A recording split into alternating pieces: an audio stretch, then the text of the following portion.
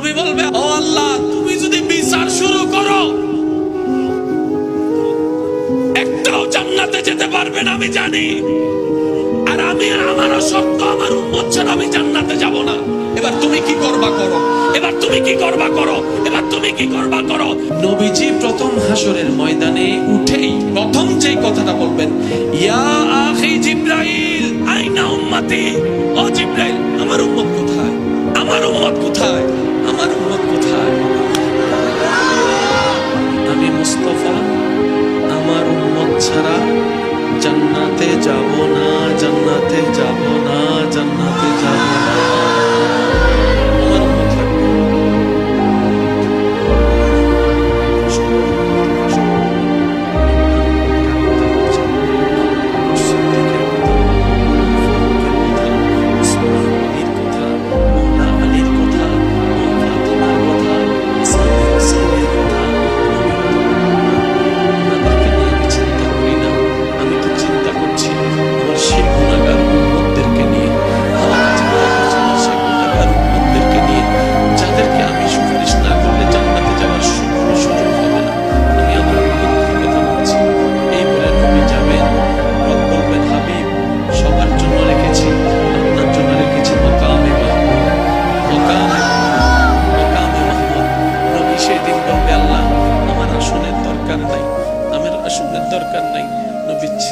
চলে যাবেন, সিজদায় চলে যাবেন রবের দরবারে।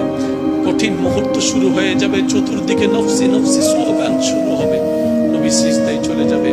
নবী সিজদায় যাওয়ার পর আল্লাহ তাআলা বলবেন, ইরফা রাসাক, ও নবী মাথা কেন নিচু করলেন, সিজদায় কেন পড়লেন?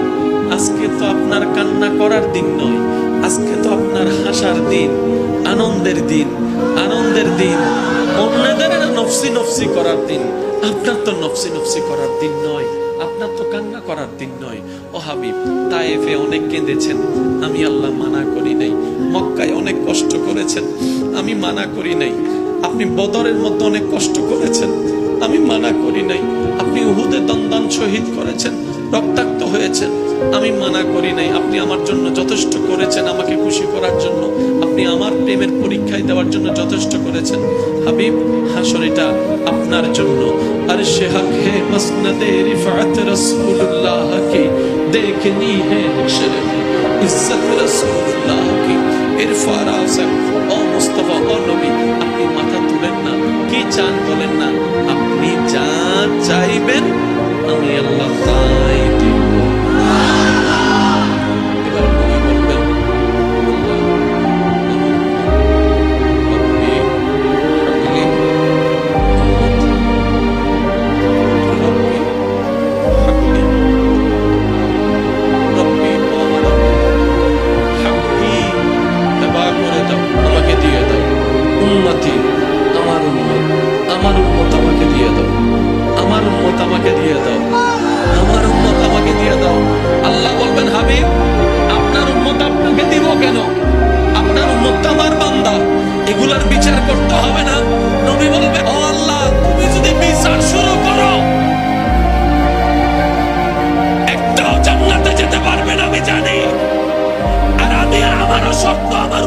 আমি জান্নাতে যাব না।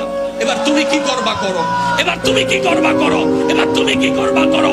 আল্লাহ পাক বলবেন, আজকের দিনের জন্যই তো আমি মালিক ইয়াউমিদ্দিন হয়েছি, মালিক ইয়াউমিদ্দিন হয়েছি। ও রাসূল, আপনি একটা কাজ করেন, আপনার উম্মত আসুক, আমার বান্দারা আসুক, আমি হিসাবটা দিব। হিসাব নিয়ে আহকামুল হাকিমিন হয়ে বিচার করে করে যে যেটা পাই তাদেরকে সেটা দিয়ে দিব।